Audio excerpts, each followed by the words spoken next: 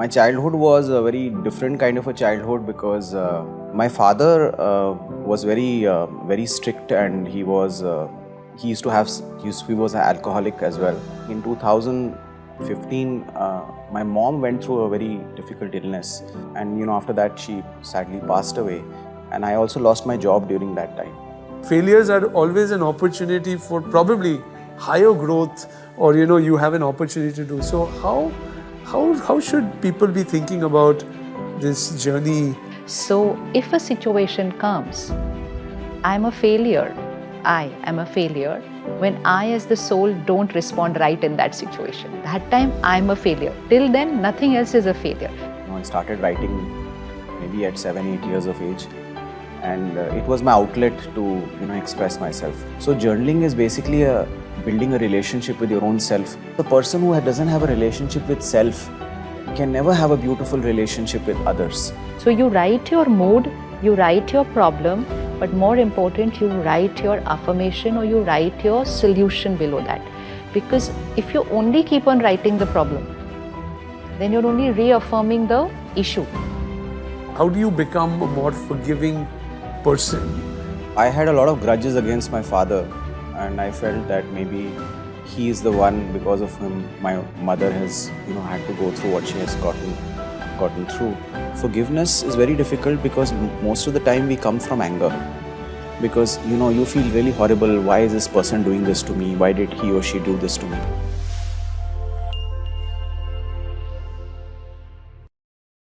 Welcome to another edition of the ThinkRight podcast, where we are going to explore storytelling and journaling as a way to be more mindful and more positive in life. And we are joined here today, of course, by our inspiration for ThinkRight, Sister bkshivani, and a very interesting gentleman who is going to take us through this, Sandeep Kochhar. He's an electronics and telecom engineer, did his IM from Bangalore, over 18 years of corporate consulting experience, built a beautiful company called Blue Minds Consulting, and has created over 4,500 stories, 450 million global views. You're a voice on LinkedIn. Sandeep, you've achieved the art of storytelling and journaling, and being able to convey that to audiences today, which are able to relate to that so well with the digital and social presence that everyone has. So welcome here today. Thank you. And thank you for joining us. And maybe to begin with, it'll be great to understand from you, how has your journey transpired and made you what you are today, in a little bit, and then we get deeper into this very interesting art of storytelling and journaling. Thank you, Rajan, and deep gratitude to be with you, ma'am, and Sister Shivani. I think my childhood was a very different kind of a childhood because I used to feel very insecure as a child, and I was a loner. I was a single child. And I would always, go and write. I started writing maybe at 7-8 years of age, and it was my outlet to, express myself. Now, that time I used to write out of pain or, hurt. And over time, I started to realize that you can also write through, through joy as well. But that took a long time to kind of come out of it. My father was very strict, and he was an alcoholic as well. And so therefore the childhood was a little, up and down, and I would find it very difficult to relate to things as well. So that is where it started, and I started writing and, journaling in that sense. I used to write a diary. I used to have a diary, as kids we used to have. So that is where it started. And then after that, when I went into my engineering, I think I couldn't manage engineering really well, and I started to fail in my engineering. You're also an engineer, right? So we're all engineers. Okay, yes. So I think I went into depression during that time, and that is when I started to really look within and started to see what is happening inside me. So the journey really began from there, of me understanding my own self. And then I think, so I was a very pure soul in my first maybe 12, 13 years of childhood, and after that I think I slowly started to get polluted by the world. I think after I started to work, it started to get more difficult because you just couldn't be yourself. I think all our jobs would ask us to become somebody else, or take this role and become this role, just like an actor. So I think I did that for some time, and then I started questioning, why am I doing what I'm doing? So I think in 2015, my mom went through a very difficult illness, and she was hospitalized.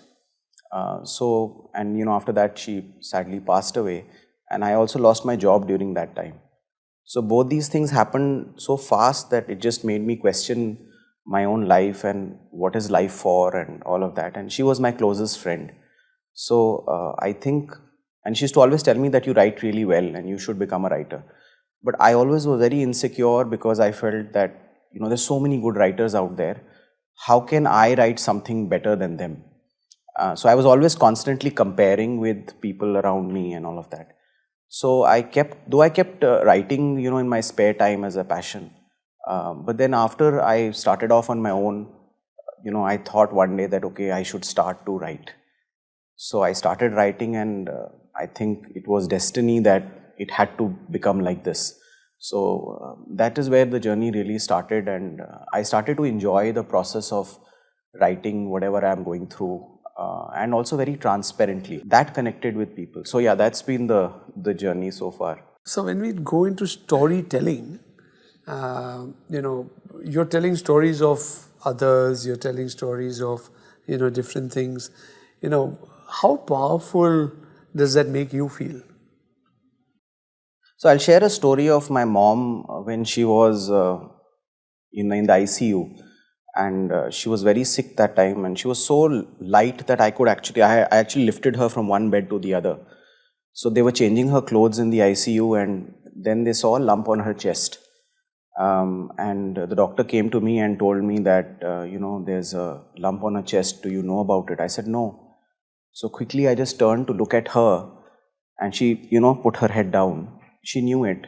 And then the doctor said, we'll have to operate on her. So the moment he said that, my mom looked at my wife, and she told her that I don't want to be operated on. So, I just couldn't understand why she would say that, but she was always very, scared or whatever. Also, she hid all of that from me.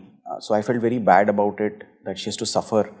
And maybe she didn't want to trouble me. So she was a very, like a very beautiful human being.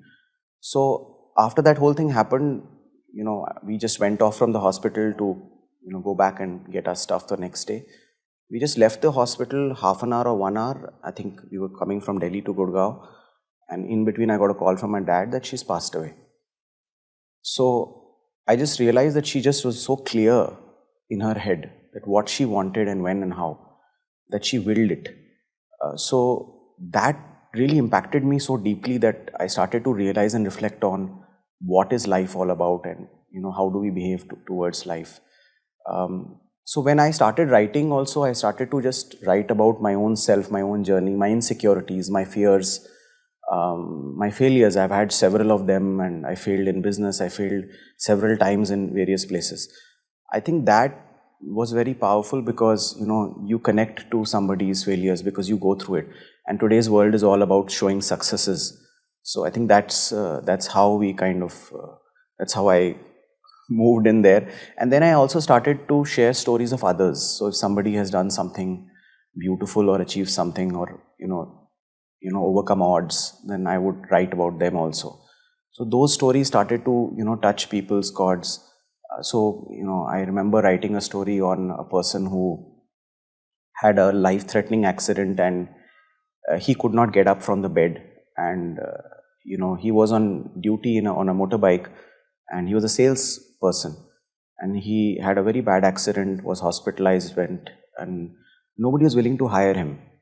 So then I wrote a story on him, on what he's going through. And after the story went viral, and he got 5 job opportunities in his hometown. So that is how storytelling, can really make an impact on human life also. Yeah. When you look at stories, and we talk about self-awareness, becoming more conscious of ourselves through stories. Historically, moral lessons used to be taught through a the Panchatantra. Many stories were told, and it helps people shape their actions, in life and things like that. How do you see storytelling, mindfulness, going together to be able to really impact and shape, people's lives? Why storytelling is more powerful? Because you will never forget it. So you give somebody gyan of one paragraph. After 10 minutes, they will forget most of it. After some time, if they don't use it, they will forget it. 5 days later, you will say, we met that day. What were we talking about? So it will be a strain. You put that whole gyan into a story, and they'll not forget it for a lifetime. So storytelling has that power that you will not forget the story.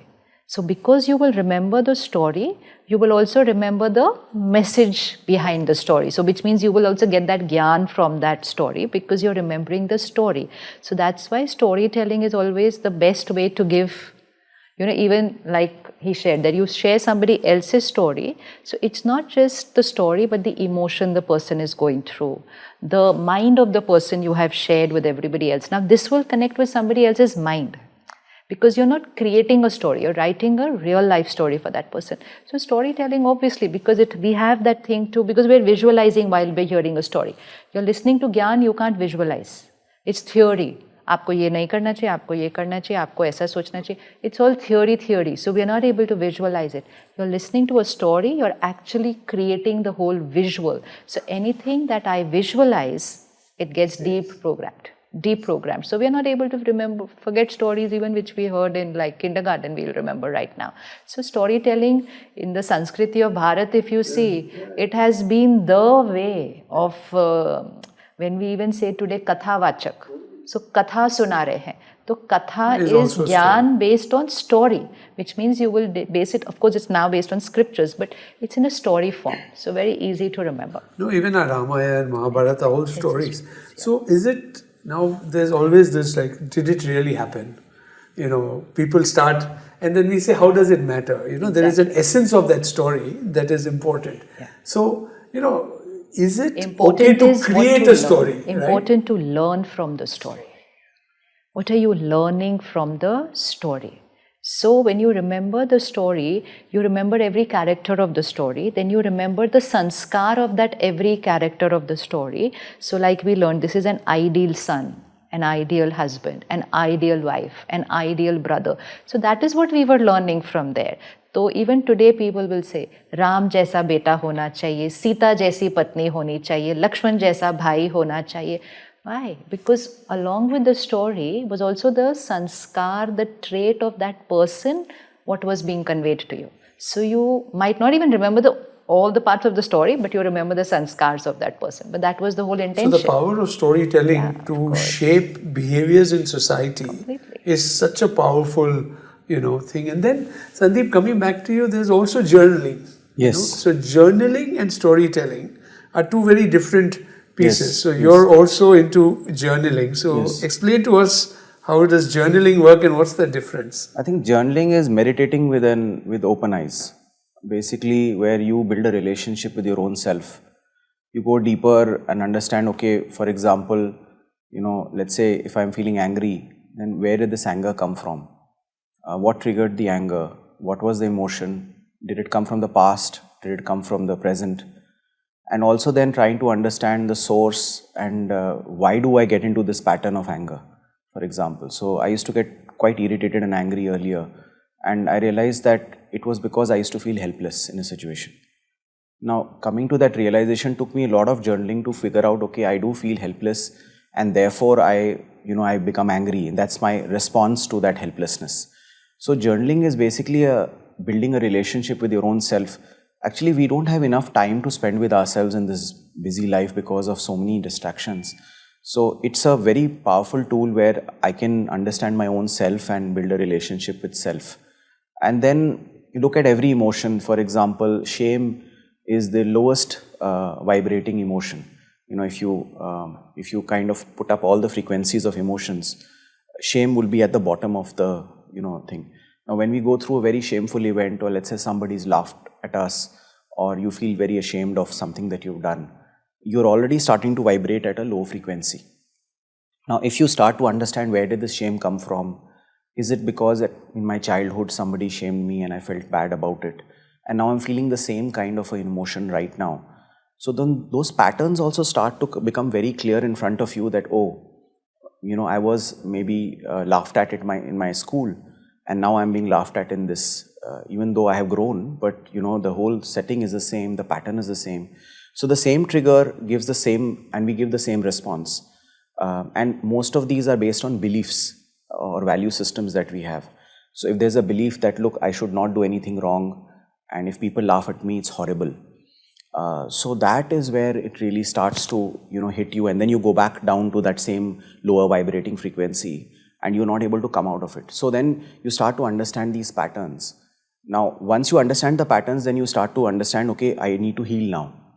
Now, how do I heal? I can heal only when I start. So for example, if let's say my father was always beating me up or shaming me for something, then I need to write a letter to my father, and I need to then share how I felt as a 7-year-old when I was going through it. So that is how journaling is so powerful, because it can help you heal those things which you have maybe parked somewhere, in the basement, and you don't want to visit them because it hurts you.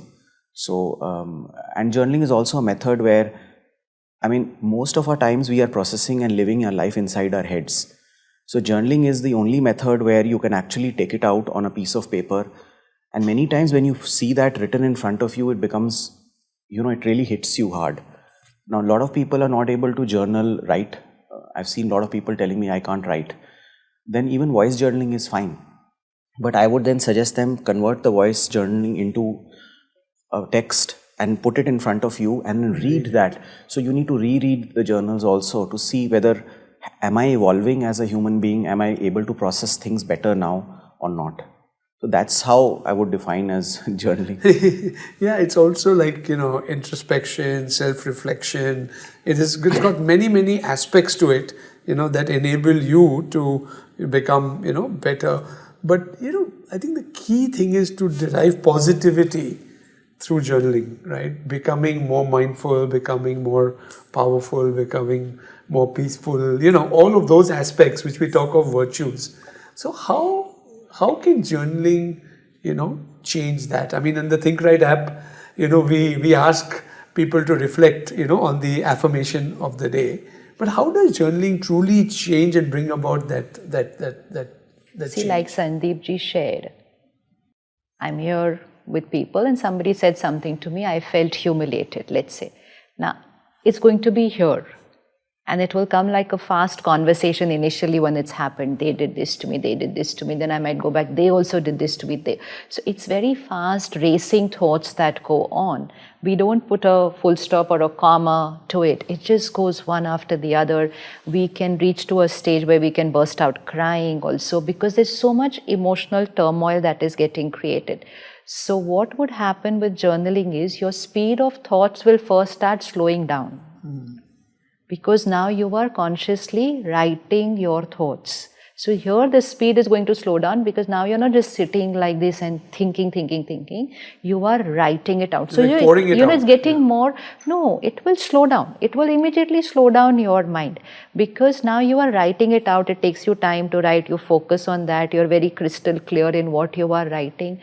As you are writing it out, then we can go to the next step of healing ourselves also. So first thing is to just write it out. So like even as kids we were taught, if you've made a mistake, write it out in Bhagwan ji ke samne rakh do. I'm sorry, maine ye galti kiya. So what does it mean? When you write it out, you yourself also realize that this was my thought process. In that age, it was my behavior. Maine galat behave kiya. Now we are in confess. Yeah. So you're taking it out. You're not. So what is going to happen is, if you really take it out, you are saving yourself from that wound going into your subconscious.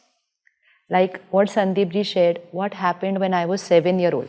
Now what happened when I was 7-year-old is not coming from the conscious mind. That is coming from the subconscious mind, because it's a very old wound. What somebody will say today will be a fresh wound. But when I create that fresh wound, if I take care of it that time, then it will not go into my deeper layers. So if you just write it out, half your healing is done just by taking it out, that this is what this person did, this is what how I am feeling. Now when you take positivity into that, you can write your next step. What other option do I have right now of how to feel? So and so said this to me in front of 10 people in a party. Do I even have another option of how I'm going to feel? Was it I was wrong, that is why they said this? Your mind will now open different things. Earlier it was only they said this, they did this is how it will race. So you're a victim. When you start writing, you will start becoming a master of the situation, because now you are writing, you are going to decide. So then the mind will open different options that, but they said this. What was my response? Now, like he shared, this happened with me at 7, this happened with me at this age, this happened with me at this age. So if I see 4 situations like that, then I can say, okay, people were different. My reaction was same in all 4. So is there an option? At least you will open another possibility. Is there an option? And then when we learn affirmations, so even if you're not able to think that there was another option, we just write an affirmation for that situation. That they did this to me, I am a compassionate soul, I radiate love and empathy and forgiveness. Even if you're not feeling it, you don't feel like forgiving also, you just start writing. So you write your mood, you write your problem, but more important, you write your affirmation or you write your solution below that. Because if you only keep on writing the problem, then you're only reaffirming the issue. Let's say I say, I was humiliated. I can keep writing, I was humiliated. I was humiliated. Then I was humiliated will become my affirmation. So along with that writing, let them now write the affirmation which will heal them in that situation. Then your journaling will take you to another level altogether. You can actually shift from feeling humiliated to actually reaching a higher stage of compassion and empathy for the other person. Yeah. No, I think a very powerful way to shift to positivity through journaling. You also talk of something called reframing challenges, Sandeep, in terms of a way to derive a benefit out of storytelling and journaling. Explain that a little bit. So neuro-linguistic programming, NLP as we call it, right? It basically means that the words that we use are very powerful. Even in storytelling, every word that you are writing down, do we need this word in that story? Right? When I'm writing a story, I found, and I've done these workshops, where writing the title of the story is the most difficult and writing the last line is very difficult. That's because when you're writing the title, you really want to make an impact on other people. So therefore, people struggle with that. And the last line is very important because that's a punch line you want to leave with, right, with people. So both of these are again because, you're externalizing it and you want to do it. So again, what words you're using in your story, the same story could be, like she said, right? The same story could be, narrated differently. And if you narrate the same story differently, then your story inside your head also changes. So for example, if I've gone through a difficult situation in my life, let's say suppose every time I have panic attacks, for example, then, when the next situation comes, even before the situation will arise, a thought will already come, oh, you are now going to get into a panic attack. That pattern becomes so strong that it just, gets you into it. So I think there you can even start to talk to yourself and say, okay, I'm doing much better than last time. Can I come out of it? Yes, I am coming out of it. Even for example, I was working with somebody who had cancer, and there was a part of her body which was being, was going through it. And it was basically very painful for her. And then I gave her an affirmation and I told her that why don't you just start communicating with your body? Because any disease basically means that the body is communicating to you. It's strange, we don't even understand that even for example, you have a cough and cold, or people who have sinus, for example, that's because the throat chakra is blocked here. You find it difficult to speak up, and hence all, the whole energy that flows through our body, the chakras are like a cylinder, right? So it will just dissipate around that place. So therefore, you start to understand, okay, what's happening with my body, and I start to communicate with my body. That really shifts, us. Now, when you are using the right words for your own body, for your own soul, for your, whatever you're going through, I think your narrative inside your head, your story changes. And we have the ability to change, because the mind basically, whatever you will feed the mind will only grow. So if you change the narrative inside the mind, you will start feeling different. Interestingly, there is a very simple method when you're going through anything in life, then you ask, okay, where is it coming from? So, either it will be the mind or the heart or the gut. Now, most of the time I have figured out that the mind is always confusing. The heart is emotional, so it will make you do these wrong decisions. It's the gut, the only place where you will get the right answers. Now, sometimes, so this thing works really beautifully because you can then understand, is it really coming from my gut or not? Now, developing intuition is a different ballgame altogether, but at least you start to realize, oh, it's coming from my mind. My mind is now playing that game with me. So a lot of us, for example, who are very intelligent, we start playing games with ourselves. And you start really getting a reward, like you have reward points. You start getting rewarded because it's giving you that kick, of playing that game with yourself. Before we know, that game becomes so big that you just can't get out of it. That's many times that set becomes depression also, because you just don't know and you've just fallen into the trap. So understanding that what's happening at the mind level, you can program your mind for positivity, you can program your mind. Whatever you're reading is programming you every second. What you're eating, who you are sitting with, right? That really shifts everything for you. All of these things you can program. So I think the right inputs will create the right outputs. And that's how the whole reframing thing works also. Can I start telling a different story? Like, for example, if you've gone through 7, 8, 10 years of difficult life, then you start telling yourself that, it's okay, when you are in a problematic situation, if you're always thinking about the problem will grow larger than life. But maybe you just, play it down a little bit and say, it's fine, it's happened before, I can deal with it. That is what reframing would be. No, I think that the heart, mind, and gut. Many times we use the word. There's a gut feeling. That's really. But that gut impacts anyway your heart and mind so much. So that's how food and everything comes in. But we are talking of different types of struggles also. So you meet so many people. What are some of the common struggles that people have today that is not enabling them to, get to the zone that they need to be, right? Whether it's positive, emotionally stable, or different aspects relating to wellness. What are those struggles that you see people facing, and around that some pointed solution, or is there one common underlying way to address it? See, struggle is not about what's happening to us in life. Struggle is about how I'm responding to what's happening to me in life. So people will say, oh, my life is full of struggles, because there are issues. Everybody will have different issues. But there are a lot of people for whom everything is perfect outside, but there's a lot of chaos going on inside, so they are struggling. So really, life is not about what's happening to us. Life is about how I'm perceiving and then how I'm facing the situation. So there may be a challenge outside. If I'm right here, it won't feel like a struggle. It will feel like one of those things that you are going to cross. And it could be something simpler, but if I am not able to create that right thoughts, so the struggle is not outside. The struggle is here. And the struggle here is only that first step is we are blaming the situation for how we are feeling. So that makes it all very complicated. When I separate the two and I understand situation is there, my thoughts are not created by the situation. Even like we discussed, when someone is, let's say, using the wrong words to me publicly, it's still the other person's words. They are their words. How I'm going to feel about what they said is not dependent on what they said. It is dependent on what I say to myself about what they said. So once you practice a little bit about taking care of your mind and even looking at your thoughts and seeing how you're, actually you don't feel there's any struggle in life, because your mind is easy.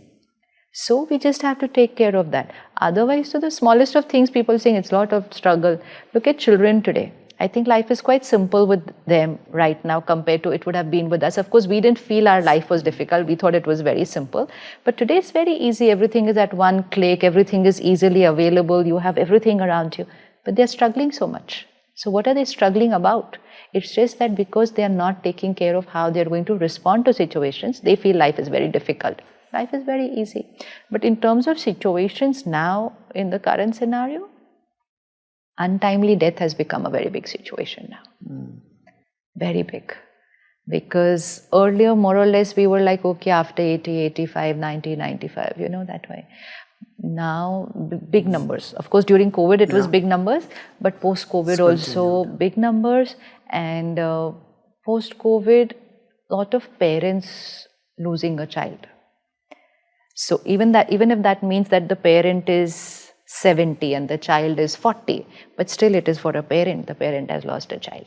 So untimely death is a thing which we've not been prepared for.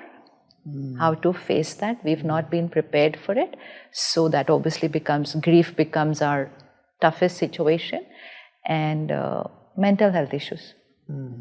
So not only the person who's going through it, but I think it's a very big thing for the family. That, physical health, we've still learned how we have to take care of the family member, but this is something still new. People don't know how to cope up with it. People are not able to recognize it, first of all, because we call it a mood. We don't know that it's an illness.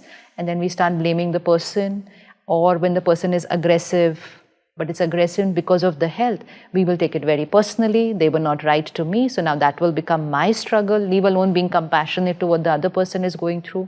So we need, as a society, to understand mental health issues, to be able to understand how to be able to see them in other people, and how to understand that they are not behaving wrong with me, they are not well. So then that compassion and caregiving will come natural. So these are right now, which means the shift, the earlier ones, business struggle and all those. But these are two very, very predominant things which we all need to get the tools of how to cope up with this. Yeah, and I think this happens both at home and at the workplace. So you're also a leadership coach, Sandeep, and so what do you advise leaders, or what are you seeing with leadership, especially when it comes to issues like mental health? How should leaders be responding to such a situation? Again, the strength of leaders itself, how do you build resilience, again, journaling, etc., and that link to, how leaders should operate in this environment? I think a lot of leaders that I've been working with, I see one common pattern is that they want to have those outcomes, because that's what business is wanting you to achieve, right? So they want to control the outcomes. Now, we all know that we can't control the outcomes, and that starts inducing a lot of stress in them. And that becomes very difficult for them, that, how do I get to my goal? So I think they have to focus on the process more than the outcomes. But this, makes people angry, bitter, they want to control, they micromanagers all coming through that. Because somewhere there is deep fear that what will happen if I don't achieve that outcome that I'm looking for. That is what is driving most leaders today to become insecure, and everybody's, and so there's, like you said about untimely, death as well. I think a lot of people are losing jobs at this time. And these are people who have achieved a lot in their lives. Now they're not able to reconcile how, if I were doing so well in my life at one point, how am I zero now? So that whole, that somebody to nobody journey is very difficult for most people. Because you have to let go everything, right? In front of you, all your titles will go away, because many of us who have been doing this for many years, we feel we become that role. And we are not able to let go of that role. So I think you just have to think of it, like you're wearing clothes, right? You pick up, you wear a role, do it, just go back, and change your clothes. So leaders are not able to change those roles so fast. And then when they go home, then they carry that work back home. Again, I feel that the easiest way is when you are, really getting into your, comfort clothes. That's the time you mentally also tell yourself, okay, now that role is done. Let me switch to the other role. Whereas I'll have to play with my child, or, speak to my wife, or spend time with my mother. I think that shift they are not able to make, and they carry everything from one role to the other. So the residue is so difficult to maintain, because then the stress of one goes into the other. And with this whole, I think the work from home thing, it's even become tougher, because there's no boundary now that where do I stop and where do I begin. So I think those are some of the challenges that I'm seeing with leaders. What they need to do, what I tell them is very simple. I tell them that you put an alarm on your watch. every 2 hours the alarm should beep, and this works so beautifully because you put an alarm and I say that you have to just ask one question, what was I thinking and doing at that point? And that's all. What was my feeling at that point? And every 2 hours you're going to maintain an Excel sheet, and we are going to discuss that Excel sheet after a week, because generally one full week is like a lifetime, because that's what you will do week on week, right? Monday to Sunday. So when we do that, what I've realized is they start seeing that, oh, I was overthinking, I was worrying here, I was, in a state where I was not even mindfully present. So that alarm works beautifully, and whoever has implemented, some people find it very silly. In fact, I remember one coachee telling me that this I've read in these books, but do you think this really works? But this works very well. Now, after you start doing it for every 2 hours, after a week, what will happen? It will just get into your subconscious. You will keep asking yourself even before the alarm rings, am I mindfully present? Am I stuck with some thought in the past or worried about the future? Or am I really present at that moment? And the moment I figure that part out, and if I'm living in the moment, there is no worry in the moment. In the moment, it's you and me, we are having a nice cup of coffee or tea, right? So there's no worry there. But the moment I go there or there, that's where the problem happens. So this is what, I kind of advise all leaders to do. Then the other thing is when they lose their cool, and this happens in meetings, when your subordinate or your colleague or your peer or whoever or even your boss says something absolutely wrong, then you start to get really agitated and angry. So now can I observe myself and what is it doing to me? Why am I feeling angry? What is this I want to control? So that is really, if you can observe yourself, I think and that's what meditation is about. But I think this is more about mindful meditation in the present moment, because when you're closing your eyes, I have a few coaches who tell me that, look, when I'm meditating, it is all good. But the moment I open my eyes and I start living life, it just becomes different. So that's what really I've seen working with leaders. No, we often talk, right, that if you can be mindful in every moment, you're enlightened. There's a very little. The problem with the human mind is that, we do tend to go, past, present, future, and as long as you can keep bringing it back to the present, whether it's food, whether it is, whatever it takes to make sure that you're in that state is really what everyone tries to achieve. But Sandeep raised a very important point when he talked about people switching roles. Society will look at it as failure, right? Because this person failed in, say, simple a business role going. But how should one use an opportunity like that to actually transform themselves to grow? Right? Failures are always an opportunity for probably higher growth, or you have an opportunity to do. So how should people be thinking about this journey, from failure to growth, or what is failure itself, the way you think about it? First and foremost is, role is not my identity. Yeah. We have made our roles our identity. Who are you? I am so and so. We're talking of our role, our position, our degrees, that's how we were brought up. So that's why spirituality is very helpful, that it's just my role. It's not either role. It is my role. Who am I? I am a pure, powerful soul. So I am a soul playing a role. So that's very, very important, not just as a piece of knowledge, but over a period of time, you know that this is your reality. So if a situation comes, I am a failure when I as the soul don't respond right in that situation. That time I am a failure. Till then, nothing else is a failure. And there also we're able to bring ourselves outside immediately. So we understand and we use our affirmation that whenever a situation comes, whichever we believe is not perfect also, our first thought, and now it becomes our first thought actually. Earlier it was like, okay, remind yourself, create this thought. Now it is our first thought. Is situation mein kalyan hai? This situation has come for my benefit will be my first thought. Even if you hear, this has happened. Is situation mein mera kalyan hai. So when you create that as your first thought, you're not allowing your mind to first sink. Leave alone thinking that you failed or you lost everything is out of the question. You have suddenly risen above the situation and you said, oh, this situation has come for my good.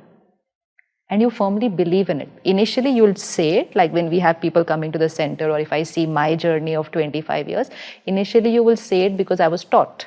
You know, जब भी कोई बात आए, बोलो इसमें कल्याण है. This is come for my benefit. So first time you just say it, you yourself are not convinced that this is going to happen, but you say it. It changes your energy. And you realize after that things get actually better. Second time you again say it, third time you again say it. After that it's your 100% faith. This always works. Nowadays I've been doing this in programs. Even if there's a gathering of like 1,000, 5,000, I said, how many of you have had a situation where you felt what happened was not right, but a few weeks later, months later, or even a few years later, you said what happened was good, 80% of the hall. And I actually, even I didn't think it would be such big numbers. Like, so I have like so many people. And then I actually tell people, look around, look around, look around, how many people are raising that. And then I did it once, I did it twice, I did it everywhere, more than 80%. Sometimes you feel almost everybody has raised their hands like, later on we feel that what happened was good. But that time we didn't feel that. So situation will resolve, but you lose so much of your energy and you live like a victim and you keep saying, nahi, ye jo hua, ye galat hua, ye galat hua. So if, even from one experience, if I learn it, now I should just use it with my next situations. So if I've lost a role, I've lost a job, that means now I have to be prepared for something different to do that requires me to be my best version here. So let the world look at you as a failure. That's their choice and their thought. You say this has come for my good. I was holding on to one branch for a very long time. The bird will be able to fly only when they leave that one branch and you go high. You create that thought and you've already started your journey. You've already started your journey. Even if you lose everything here, if you're fine here, you will get everything back.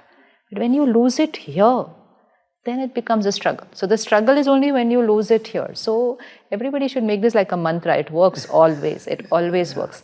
ये बात मेरे कल्याण के लिए आई है. इसमें अच्छाई के अलावा और कुछ है ही नहीं. मतलब not even a trace. This has come only for my benefit. It is perfect what has happened. Now allow your mind to now take care and you see where you head. At least your mind will not get affected, your body will not get affected, you will not get irritable and panicking at home. Most important, your family will also not panic because you will say to them, you know, इसमें कल्याण है. कुछ अच्छा, बहुत अच्छा निकल के आने वाला है इससे. Everybody else's energy also starts changing. अच्छा तो निकल ही आता है उसके बाद. Acceptance is also. It's like not only acceptance. In this case, you know, it's not even acceptance. It is you take your mind over the situation rather than the situation overpowering you. ये तो कितनी बड़ी बात हो गई. अब हमारा क्या होगा? You know, this vocabulary, the situation overpowers my mind. पहले मन जीत बनो, फिर जग जीत बनोगे. So just take your mind over the situation and most important, you've created an affirmation that ये मेरे कल्याण के लिए आई है. Second, you have already started radiating that vibration to that situation that you know what, you've actually come to create magic in my life. It has to happen because sankalp se siddhi hai. It has to happen. So I feel when I look at those big numbers, I said without having done that also, they realize it was for their good. So if we do that, there's no way it's not going to be for the good. And if you can get them to tell these stories, you know, you have a storytelling lab, journaling lab, career lab, you know, which empowers individuals, right? I'm presuming these labs are ones where, you know, like Sister Shivani is saying, you rise above a situation. And so, you know, how do you convince people who are unwilling to tell their stories? Because, you know, they might think, it's failure. If the 80% in that room had told their stories, maybe there's a chance that, you know, everybody will. So storytelling again comes back as a very key part of this, because you might tell a story to your children, you will tell a story to your neighbors. You know, it's not necessarily only, you know, publishing of stories, but how would one tell this story and how do you convince people to talk about these stories? So I think in leadership, you have this vulnerable leadership, which basically means that am I strong enough to be able to share whatever I've gone through without any filters, and can I be vulnerable in front of other people? That empowers other people, because if a leader steps up and says that, look, I've gone through this before and this is what I did, you know, it will empower the other person, because everybody is trying to hide all their failures. They want to show their best face to the world. But if you start talking about your failures, then it will empower the other person. So I think the easiest way is, what I do is I try to start with my own story and I share, okay, this is where I failed miserably. So sometimes they're taken aback because, we have been taught to only look at the success part of it. So I would say that would be very powerful, because then you actually raise the frequency in the room as well. And at the same time, people start feeling more empowered that, oh, this person can do it, then, it's okay that I'm going through what I'm going through. So I think speaking up your emotions, where in a room where, you can actually really get closer to people also, those deep relationships will then get formed. So that is the method I think would be the best way. The other bit is about, being in touch with, so there's empathy to self, which is first person. So this is how I've understood what I studied in grade 2. First person is empathy to self. Second person is empathy to others. Now, a lot of times, I think we quickly move to third person. Wo now, because of the traffic, this happened, main late aa gaya, or something like that, right? Or because of that person, this happened. So second person and first person are completely left out of the room. Now, first person would be where I realize that, okay, I am hurting here. Can I express my hurt to somebody? And obviously there has to be a safe space created for that. And then second person is, once I have empathy for myself, then how can I move to empathy towards others? Because a person who doesn't have a relationship with self can never have a beautiful relationship with others. So I think that's the method that you can follow. And third person, the way I look at it, is not empathy to others, but empathy to situation. So this first, second, third person is the way I look at whenever I, try to see, okay, if I'm stuck here, how is it that I would have done it? Or, oh, I would have felt really bad about it. So then, that the other person becomes comfortable. And that is how you can empower people, even when you're leading or even when you're requesting them to share their story. I think begin with your own story first. And that story should be, you should be very clear about what that story is. You should be connected to that story. And then once you share that, then life becomes much easier then. And also then everybody has a safe space to share. So first person sharing, I think, is very powerful.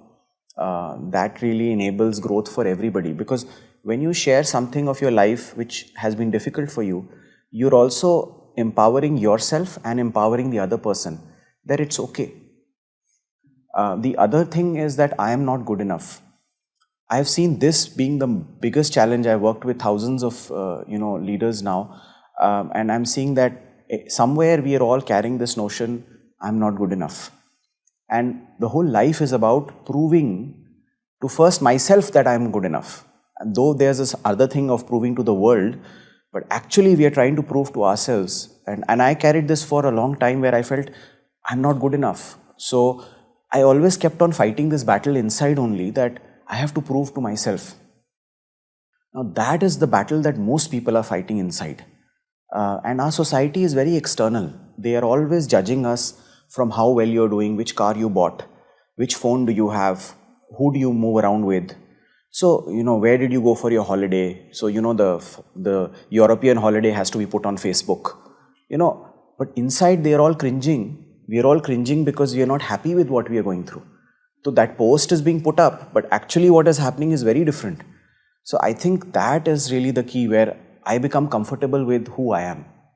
And most of the time, I think we are not comfortable with ourselves only. And that is why all these facades are created outside, where, the ego part is all a facade, right? Where I want to protect myself and tell the world, no, I'm really good. So we keep creating these facades. We think that they are roles, but they are all facades. And they're just creating false images of ourselves. And we start believing in our heads, no, this is me, I have achieved so much. But actually we are nothing, But that whole thing that we are nothing is very difficult for most people to swallow. Because if you're nothing, then your whole confidence starts dropping because it's all external validation. So that is what I've experienced. Journaling is something that we have in our ThinkRight, .me app as well. And we encourage, people who are on the platform, who are, building their affirmations, to actually journal, at the end of the day after a self-reflection. But to be an effective journaler, whatever we want to call it, I don't want to use the word journalist because it's not about really influencing your opinion on others, but, actually impacting yourself. And you talked beautifully about self-empathy. What are some of the tools, that or techniques that people can use to make their journaling more effective for themselves? I mean, right now, is there a process? Are there some tools? Is there a particular way to think about that journaling aspect? So I think there are two types of wounds: father wounds and mother wounds, right? So, like for example, if you had an absent father in your childhood, that introduces because the way I see, the father is a figure of security and the mother is a symbol of love. Now, if you did not have enough security in your childhood, so let's say suppose it's a girl who has a father who's absent. So what I've seen is that over time, the father is absent. Now, when men enter into her life, she starts to attract men who are also absent.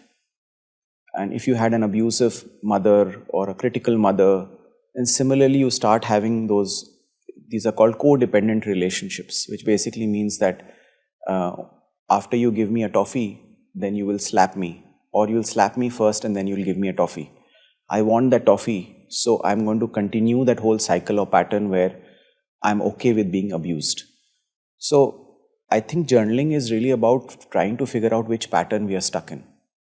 And once you start figuring out, so for example, I used to beat myself up in the head a lot, that you're not good enough, you won't be able to achieve anything. So there was always constantly two voices in my head. One was really bad and one was good. And I would always listen to the bad voice.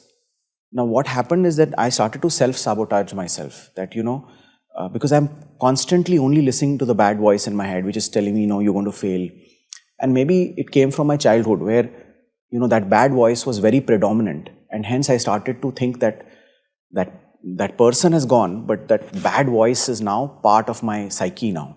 So journaling is really about trying to understand these voices inside my head, putting down what I feel, and then trying to understand what patterns are playing out. Similarly, you will also see patterns playing out with, for example, clinginess or neediness, where I want somebody to tell me that I am good, or I want this person's love. I've done so much for this person, but this person is not loving me enough. And then I keep constantly being in the same pattern where I want to get that love. Now, after one relationship, by the second relationship, it just becomes clockwork, in the sense, I have to keep doing more, and the person will not give me, and I constantly want that. So journaling is really about trying to figure out these patterns I'm in. Am I attracting, for example, abusive people, or, let's say negative energies, vibes in my life, or critical people? And, once you start to understand those patterns, then you can start to understand, okay, can I heal them? So, for example, if you know that you had a tough childhood where something happened not so good, then, can I just write down, okay, what was my feeling then? Can I heal that inner child? And this is called inner child healing, which a lot of us don't think about as much because we feel we have grown up. But actually, we all have an inner child always residing. In fact, it is proven that the creativity that comes is only from being spontaneous in the moment, mindful in the moment, and children are more mindful than adults. So that inner child is really about me and my own self, true self. Many times I start becoming critical, so I'm actually criticizing my inner child, not criticizing, other things, but my own self. So journaling is all about trying to understand, what's happening inside me, why am I behaving this way, what are my triggers, what are my patterns, and are same things happening again. It's basically one lesson comes in, you don't do a good job at it, you fail in the 10th grade, you have to give the 10th grade exam again. So that is how journaling can, and you have to then ask those questions: what was my trigger, what is my belief, why am I feeling this way, is there somebody, so suppose, I used to always feel people are out to get me, that somebody is just waiting for a chance and to pounce on me. That's because I was an insecure person. So I was constantly thinking that, the moment something, I'll make a mistake, 10 people are going to pounce on me. Now, that was a figment of my imagination. I was not so important. But I was thinking I'm so important, I'm in the spotlight, everybody's looking, oh my God, he'll make a mistake now. So that's the insecurity I was playing out of. So even, for example, the journaling questions that I suggest people to write would be, okay, what are my deepest fears? For example, fear of death. That's a very common fear that a lot of people have. So why do I fear dying? What will happen if I die? What will happen after I die? Can I even journal this? Is there some unfinished work that I want to finish today, which I have not done till now? What if I'm going to die? I have only 24 hours to live. What will I do today that will make me feel better about my own self? These are questions that we recommend people to write down on journaling. And similarly, if there's a relationship with whom, let's say with a spouse, you're having not a good relationship, what is it about him that or her that triggers me most? Why do I get triggered so much? Is it because of my relationship with the father or mother? Those patterns, if you're able to identify, and then I think the haze just clears. You just see yourself naked in front of the mirror, and then you say, oh, this is what's happening with me. And then there's that aha moment that happens. And then after that, life just changes for you. And that's the tools that I would, recommend to use for journaling. Yeah, I think they are very powerful tools. And we always talk about journaling and the entire daily journey on our platform of ThinkRight, ultimately making you a more powerful and a better person.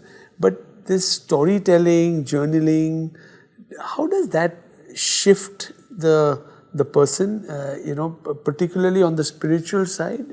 You're changing your sanskars, you're changing your vibration, you're changing the way you're responding to situations, and most important, you're changing your personal relationship with yourself.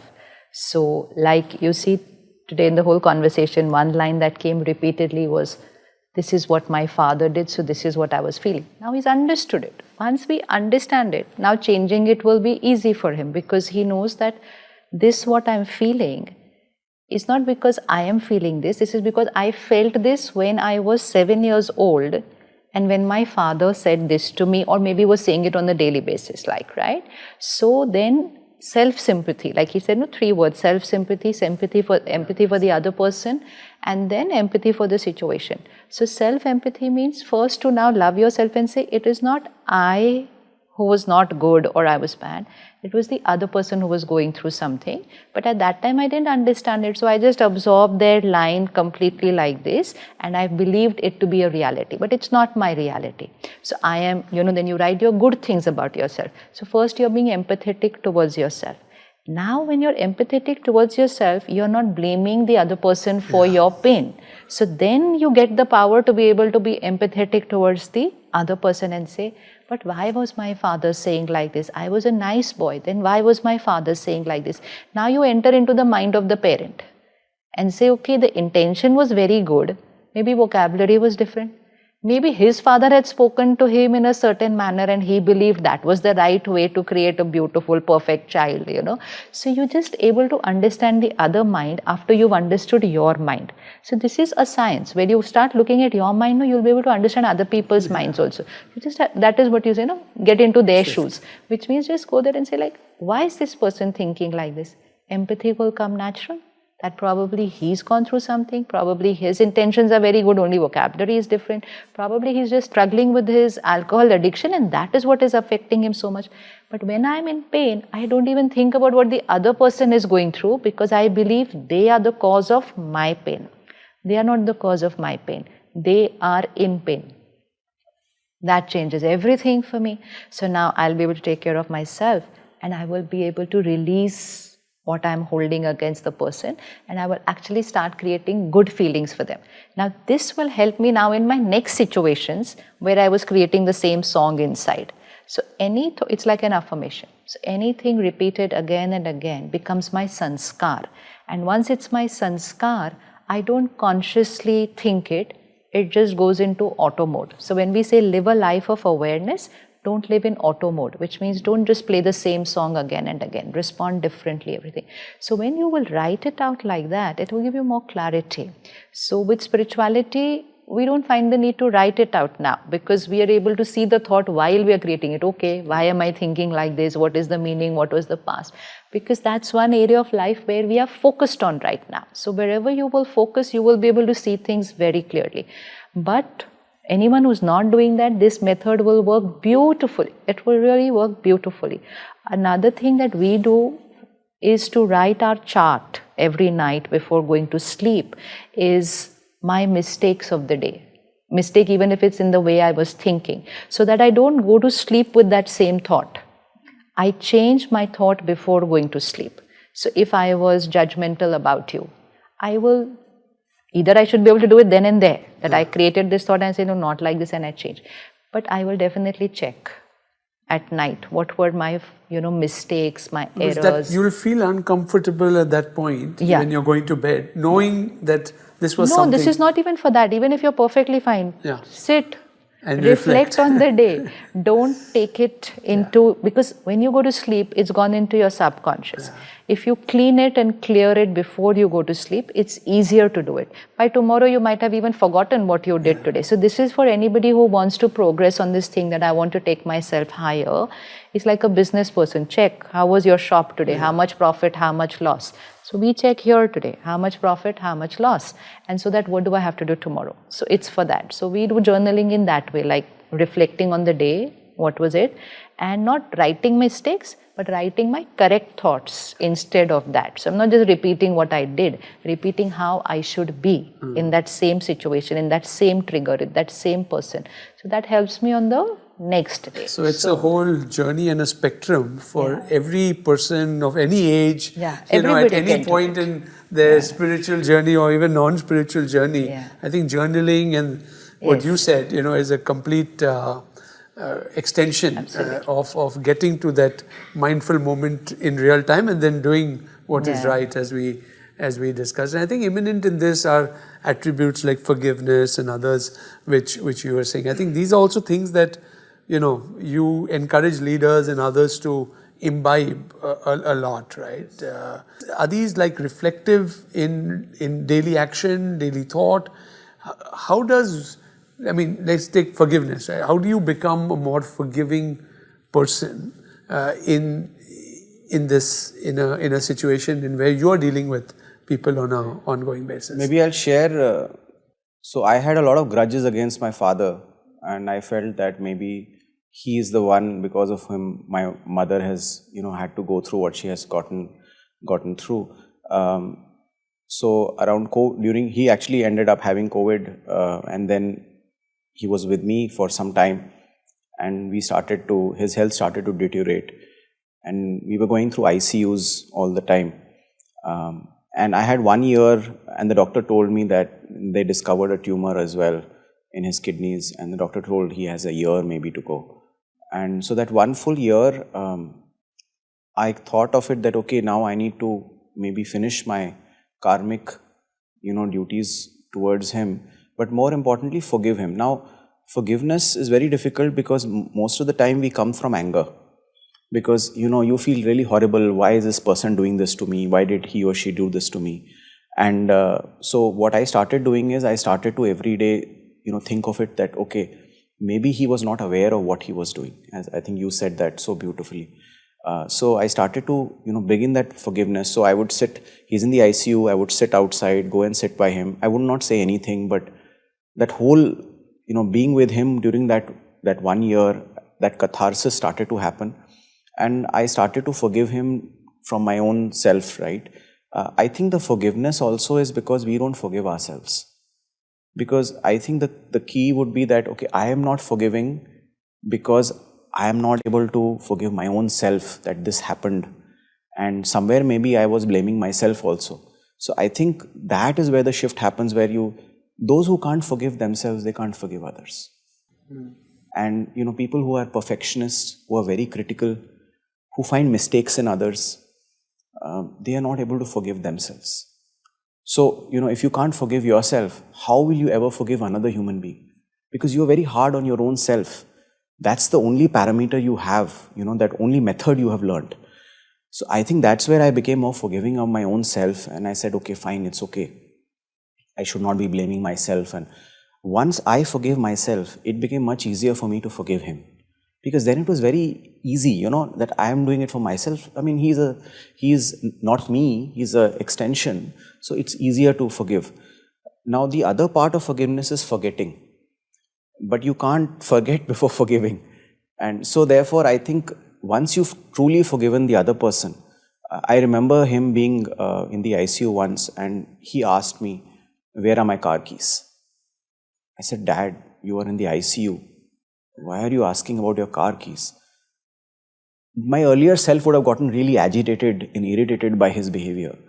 But I slowly started to realize maybe that's his world. That's how he is thinking the world to be. So I became more understanding of him. And then, one day he was suffering, and then I told him, Dad, why don't you pray to God that, to end your suffering? I mean, what is the point of this suffering? And it was very difficult because, after all, he is your dad, right? How will you tell your father that you should pray to God to go away? But somewhere I felt maybe that's the message I need to convey to him, and it should be through me maybe. So I did that, and it took him a while to understand that. But then I did it and I left it. And I said, okay, whenever he will understand and process it, maybe he will pass away. And that's what exactly happened. He passed away, in that same fashion. He passed away peacefully. But I would say that that's the whole journey that you need to go through for forgiveness to happen. I think it's more a self journey and not as much as a journey towards the other person or the other person's journey. What they did to you was just incidental, but what you did to yourself through that was worse, because you have tortured yourself through somebody else's actions, and you now hold yourself responsible. Or that hurt has a graph, an exponential graph over time. I've seen a lot of places where they say hurt reduces over time, but I think it just increases over time, especially people who go through mental health issues. The mental health issue is not there during childhood, but as they keep growing up, that hurt that they have not processed keeps on increasing, and then the hockey stick happens, and then it reaches a point where clinical depression starts to set in. And I've gone through this whole phase, and what I realized is when we don't process that hurt, it's like the garbage not being cleaned for a year. Imagine every day your garbage is not clean. What will happen to your house after a year? Oh, it's really, really, it hurts you so much. So the hurt increases over time, and if we don't process that hurt, how will forgiveness come? It's like a mountain of hurt, and you look at the mountain every day and say, my God, this person did this to me, and I'm not going to let go of this. So a lot of people kind of operate from there, and that's where the challenge is. So letting go is very tough there, but if you can then forgive yourself, forgive the other person, and then hopefully get to forgetting. And when you say forgetting, it's also about remembering the good things that person did to you, rather than the bad memories. You can choose to process. In fact, in NLP, there is a method by which you can actually forget all bad memories. And the moment I remember doing a workshop where I told somebody, and some 5 people stood up and said, we want to do it now, and I want to forget all the horrible things that have happened in my life. But I think the key is with you, not in that method, because the key is that you yourself have to understand that you have to let go of those. You are hanging on to those horrible memories. Those memories are not hanging on to you. Yeah. I think the power comes back to you. Always. As we Always. said, ultimately situations Always. and everything, it comes back. And I think with that, we are going into our mindful minute section. And while I did intend that we will talk about a few stories, and maybe what could be a good way is if you could maybe narrate one short story, and then maybe we can have you talk a little bit about that same story, and how do you use that story to bring about a greater transformation? I thought maybe we can do 2 such stories, Sandeep, if that's fine. So I'll talk about an interesting story that when I started to write, I think I had started writing for around 3-4 months. I would get up at 3 a.m. in the morning and I would diligently start to write.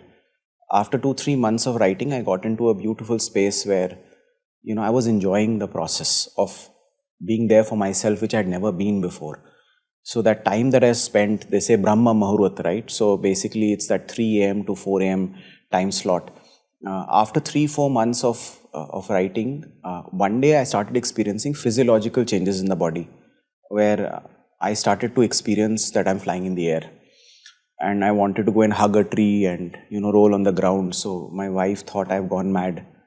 So I had a friend who basically understands a lot of these things. So I just quickly called her. I said, something strange is happening to me. Can you help me out with this? So she said, why don't you come over? So I went and met her, and she said, your heart chakra has opened up. Now, I did not know by then what is heart chakra, and then I started reading about it. So mostly, you need to really meditate really hard to get into that state, and people spend years and years doing it. But I think maybe I just got blessed. But I also felt that my relationship with myself improved, and hence, something unlocked within me. And then I went viral after that. So I don't know if all influencers go through this or this whole thing, but that is the shift that happened inside me, and I was able to spread. The heart chakra basically means that you can reach out to the world more freely. I was able to spread my whatever I was writing to more people. So that is one story that I can share, which I think you can. Yeah, so much to learn from there. When we initially start doing affirmations or meditation or any practice for the self, consistency is the word. Consistency.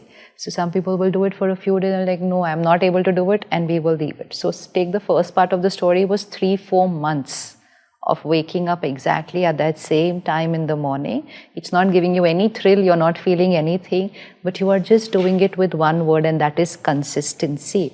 And suddenly one day, that's where it is. But this will happen with everybody.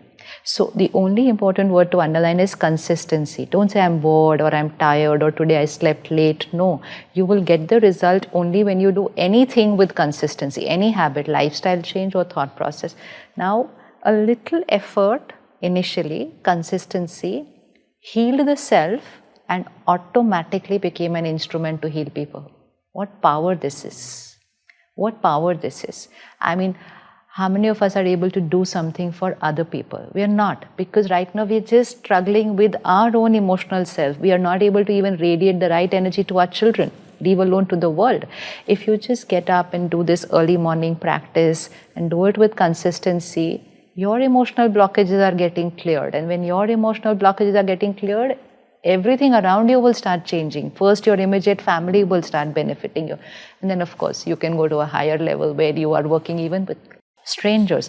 But all that, the seed was effort first with the self. So that should be the word consistency from that story. Discipline and consistency. Absolutely. Last story before we end. So I think this is maybe you'll help me also with this. So recently I was healing a 10-year-old child, and as I spent more time with him, he was sitting just right next to me. My entire left side of the body started to pain. So most of the time when I'm doing healing also, I experience the pain of the other person, and magically the other person heals. But it starts to impact me and my body. So I don't know how to cut the cord. So maybe I can ask you that. Maybe you can share how to cut the cord in that sense of, I would love to be empathetic, but I would not want to carry the pain on me. It's not good for me and also for that person, because eventually it's not the right thing. So if you can help me with that. Yeah, so we basically energize yourself. The people whom we are meeting, especially for healing, they're coming on a lower vibrational, at least specific to that issue. So let's say they are here, and if I am close to where they are, then there's a big chance of, it's like virus. Okay, so there's a big chance of me catching that virus. So COVID taught us distancing. So if you distance, first you protect yourself, and when you protect yourself, you become the caregiver.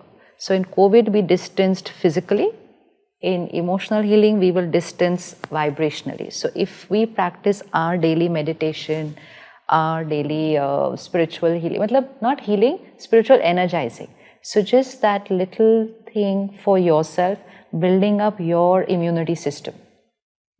So then it's like a doctor. You're there to treat everybody, but your immunity has to be very high. Otherwise, by the time you go see 10 people in the ICU, you might catch 2-3 of them virus there. So immunity system has to be very strong. So personal journey has to continue of raising. You don't have to cut the cord or anything. You just have to raise your vibration. And not only you will benefit, they will also benefit. They will. Again, anything that we will do for ourselves, the other people are going to benefit. But if I want to meet a lot of people, I cannot afford to consume pain. Empathy is not about consuming pain. Empathy is understand their pain. understand their pain and share the solution. But while sharing the solution, if you're in pain, then you're giving the solution, but you're also in pain. So it is solution plus pain to the person who is in pain. But if you're working on yourself daily, it is solution plus power. So sometimes people might not be able to implement the solution. We say like, do this, they might not be able to do it.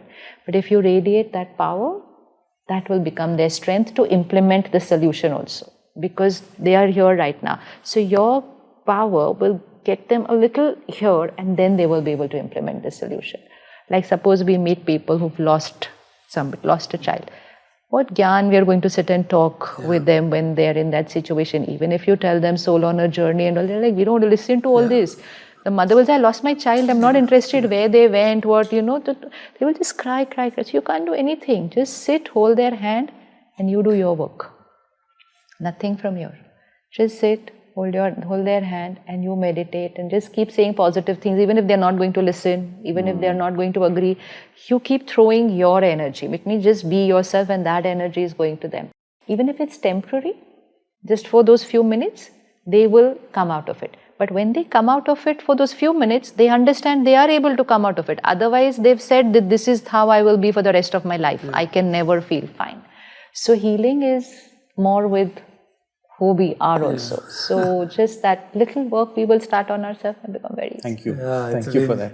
Amazing, because it ultimately, to be able to heal others, you first have to heal yourself. I think that theme, or being self-empathetic first before giving empathy to others, has come out in pretty much every story. Like he said, if you don't forgive yourself, you cannot forgive others. Because everything is about everything, self. I think the self comes in first, and I think that has been a consistent theme, and probably, Sandeep, that's what has made you such a great storyteller. Absolutely. But I think also it's also the way for people to really be able to bring about that shift in their life. Many times one says, what is that shift? First understand what shift, and then really go about doing it. And even his trauma, which he's gone through his childhood, has actually become the reason for him being able to heal so many people. So even to forgive, we just reflect back and they say, but that situation also happened for this reason. Otherwise, I would have just been, I would be a corporate leader, which is very good, but probably I had a different role to play. So that was also very good. So you actually are going to radiate shukriya to your father. Not just forgiveness, but actually gratitude that I settled my karmic account in the process of the learning, but I actually became instrumental. So that's actually, you radiate gratitude to that soul also, because even after the soul has left the costume, gone, but that karmic account is still there. So we can change that energy of that karmic account. Shukriya to you. Shukriya, but that's a lovely word to end with. Shukriya. Thank you to both of you for such a lovely session again. Thank you. You too can start or enhance your mindfulness journey using the ThinkRight app on iOS and Android store. It's got a huge number of daily affirmations, daily journeys, daily meditations that will enable us to hold your hand as you move in this transformative journey of life.